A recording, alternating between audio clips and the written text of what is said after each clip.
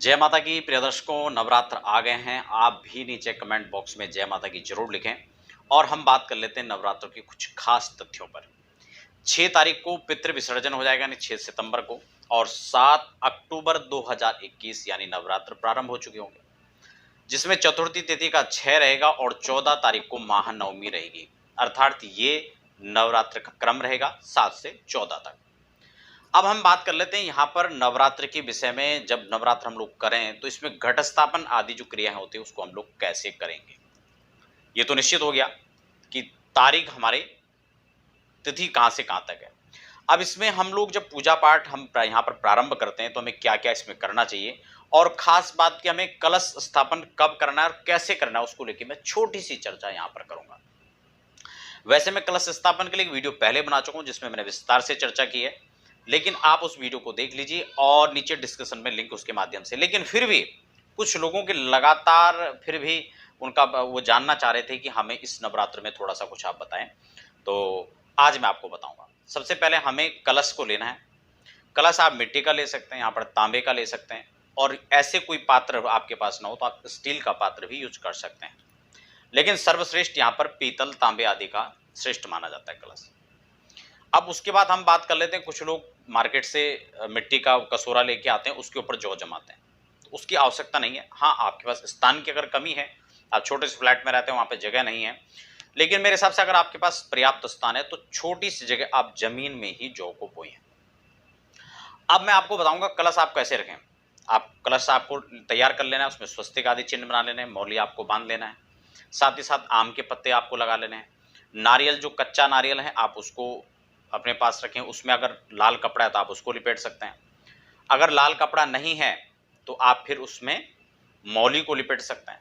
कुछ लोग चुन्नी भी उसमें लगा लेते हैं तो चलेगा, कोई दिक्कत नहीं, उसमें कोई खास फर्क इसमें नहीं है। अब उसके बाद आपको सीधा जमीन में आपको जौ बोने। अब आपको मंत्र तो आते नहीं है, लेकिन कोई वैदिक ब्राह्मण आपके आसपास है तो आप कलश स्थापन उनसे करवा सकते हैं। ऐसी नहीं व्यवस्था है तो आप फिर खुद इसको करें। कैसे आप कर सकते हैं वो मैं आपको संक्षिप्त यहाँ पर एक प्रक्रिया आपको बताने जा रहा हूँ। आपको संकल्प कैसे करना है उसके लिए मैं अलग से वीडियो बनाऊंगा। जस्ट इसके बाद जो है आज ही यह वीडियो भी आपके लिए अपलोड हो जाएगी, आप इस वीडियो को भी देख सकते हैं। लेकिन क्योंकि अब ज़्यादा समय नहीं है तो कलश स्थापन को आप समझें, तो हमें रेत या मिट्टी कुछ भी जो भी वहाँ पर उपलब्ध है आप उसको ज़मीन में, जितना स्थान आपके पास है, थोड़ा सा स्थान है तो थोड़ा में, थोड़ा ज़्यादा है तो आप उस हिसाब से वहाँ पर रेत या मिट्टी को आप बिछा लें, उसको अच्छे से साफ कर लें। उसके बाद थोड़ा जल का सिंचन उसमें कर लें, और उसके बाद जो समय है, अब कई लोग कलश स्थापन के लिए समय जो है अलग अलग समय की तलाश करते हैं।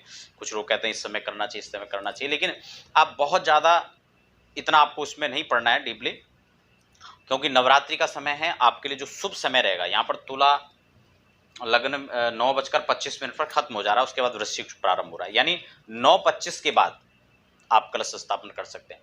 दिन के 12:30 बजे तक का जो समय है, 12:20-25 या 12:30 मैक्सिमम तक आप कलश स्थापन कर लें। तो ये तो बात आ गई समय की। अब हमें जो है, जो हमारे पास में व्यवस्था है, जो हमने अपना रेत मिट्टी जो भी हमने बिछाया, उसके ऊपर हमें सबसे पहले कलश को रखना है, भूमि को स्पर्श करना है, उसको प्रणाम करना है, उससे प्रार्थना करनी है, माँ भगवती जगदम्बा का आह्वान करना है। इससे पूर्व आपको दीपक इत्यादि सब जला लेने हैं और फिर आपको ये प्रक्रिया आरंभ करनी है। इससे पूर्व मैं पूरा संक्षिप्त में यहाँ पर बता रहा हूँ, इससे पूरा विस्तार तो नहीं बता पाऊंगा विधान के लिए। आप चाहेंगे तो मैं भविष्य में उस वीडियो को भी आपके लिए लेकर आऊँगा, जो इसमें आप पूरी प्रक्रिया के साथ आप पूजा कर सकें। तो उससे पहले आपको जो है गणेश जी का पूजन है या अंबिका जी का पूजन है, ये आप सबको पहले ही कर लेना है। नवग्रह पूजन जो भी आपको आता है जहाँ तक आप कर सकते हैं।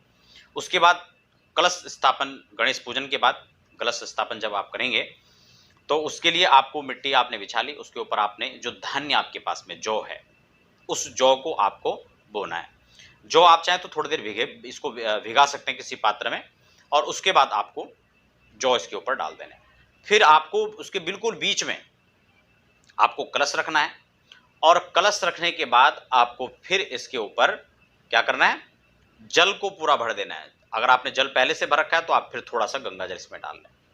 पंचरत्न आपके पास में है, सप्तमृतिकाएं हैं तो आप उसको डाल सकते हैं, नहीं है तो आप गंगा जी का जो रेत है उसको इसमें डाल सकते हैं। 5 इसमें सिक्के आपको डालने हैं, उसके बाद आप एक चांदी का सिक्का तो आप उसको भी डाल सकते हैं, नहीं है तो आप एक सिक्का अलग से भी इसमें डाल सकते हैं। नवरत्न आपके पास पंचरत्न है, नवरत्न है, जो भी हैं आप उसको भी डाल सकते हैं। नहीं है तो आपको पंचपल्लव लगा करके और फिर उसके ऊपर एक पूर्ण पात्र का विधान आता है, यानी आप एक किसी भी पात्र को, चाहे उसमें चावल भर लें, उसको भर करके आप उसके ऊपर रख दें। फिर उसी पूर्ण पात्र के भरे हुए पात्र के ऊपर आपको जो है नारियल को रखना है। नारियल आपको कैसे रखना है? नारियल का जो मुख है वो पूर्व दिशा की ओर होना चाहिए। कई लोग खड़े करके रख देते हैं, वो विधान नहीं है। तो इसलिए आपको सम्मुख उसको रखना है और उसके बाद आपको कलश का स्थापन करके उसका पूजन करना है। पूजन में आपको क्या कहना है, मैं स्क्रीन पर आप मंत्र देख रहे होंगे, आप इसके हिसाब से पढ़िए मेरे साथ। यहां पर आपको कलश से प्रार्थना करनी है। क्या उसमें आपको कहना है? कलशस्य मुखे विष्णु कंठे रुद्रः समाश्रितः मूले त्वस्य स्तुतो ब्रह्मा मध्ये मातृगणः स्मृतः कुक्षोतु सागरः सर्वे सप्तद्वीप वसुंधरः ऋग्वेदोऽथ यजुर्वेदः सामवेद अथर्वण अंगेश्च सहिता सर्वे कलशन्तु समाश्रितः अत्र गायत्री सावित्री शांति पुष्टिकरी तथा आयन्तु देवपूजार्थं दुरितक्षयकारकः गंगे च यमुने चैव गोदावरी सरस्वती नर्मदे सिन्धु कावेरी जले अस्मिन् सन्निधिं कुरु सर्वे समुद्रः सरितस्तीर्थानि जलदा नदा नद्यः आयन्तु मम शान्त्यर्थं दुरितक्षयकारकः। आपने इस प्रकार से प्रार्थना करनी है। मैंने बहुत धीरे धीरे आपको पाठ करके यहाँ पर इन मंत्रों को बताया। उसके बाद आप इसमें मानसिक माँ भगवती जगदम्बा और इन तमाम जो यहाँ पर आपने देवताओं का नाम लिया उनका आपने ध्यान करना है, आवाहन करना है और उनसे प्रार्थना करनी है कि आयांतु मम देव मम पूजार्थम, मेरे पूजा के निमित्त आप आइए, मुझे आशीर्वाद दीजिए। और आप जब तक पूजन चल रहा है, नवरात्रि चल रहे हैं, तब तक आप इसी रूप में, कलश के रूप में आप विराजित रहें।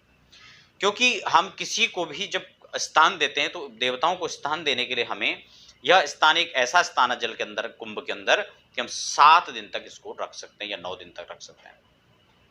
उसके बाद विश्राम के दिन आपको कलश का जो जल होगा उसी से आपको अपने पूरे घर में मार्जन करना है और फिर कलश का जो अवशेष जल होगा उसको आपको स्वच्छ स्थान पर डालना है। तो कलश स्थापन के लिए यह एक संक्षिप्त विधि थी जो मैंने आपको बताने का प्रयास किया। इसी तरह से कलश स्थापन आपको करना है और उसके बाद आप जो है जो नारियल का प्रसाद होता है वो आप अष्टमी को, नवमी को, जब भी कन्याओं का आप भोजन कराते हैं, उनको जिमाते हैं, उनको दक्षिणा आदि आप देते हैं, तो उसी दिन आपको ये नारियल भी उनको प्रसाद में वितरण उनको भी कर सकते हैं और बाकी आप प्रसाद खुद रखेंगे। तो ये पूरी प्रक्रिया थी नवरात्र को लेकर, कलश स्थापन को लेकर के। तो आशा करता हूँ कि आपको वीडियो अच्छी लगी होगी और अच्छी लगी तो आप आगे भी शेयर कर सकते हैं ताकि और लोगों को भी इसका जानकारी इसके बारे में प्राप्त हो सके, वह भी इसका लाभ ले सके। सभी को जय माता की।